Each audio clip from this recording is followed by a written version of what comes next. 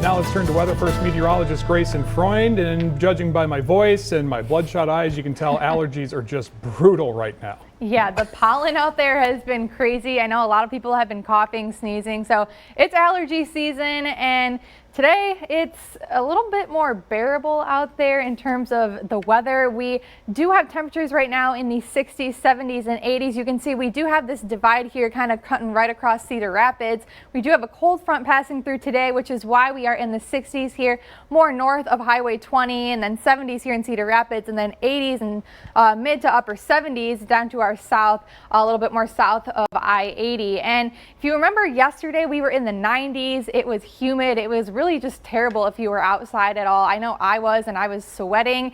Today it's a little bit more bearable as we have those lower temperatures, but we do still have these dew points in the 60s and 70s. So although temperatures have fallen back a little bit, it's still feeling a little bit humid out there with those high dew points. And unfortunately, that's how it's really going to be going forward through the rest of the week. We'll have temperatures rising back up into the 80s and 90s, but these dew points will be staying in the high 60s. So it's going to be feeling a little bit gross and humid out there. We do catch a little bit of a break on Sunday. Temperatures will be in the mid 80s and dew points will be back in the 60s, but nonetheless, it's still going to be feeling a little bit more humid out there. And as for today, we did start the day with some rain. That has now moved out, and now we're really just in that break point, waiting for this rain from the southwest to arrive here this afternoon and going into the evening. And here's a quick look at today. Again, we'll be in the 70s, maybe reaching 80 degrees today, and we'll have that rain continuing through the afternoon and as we head into the evening. So timing this out, again, we're just waiting for that rain to arrive right now.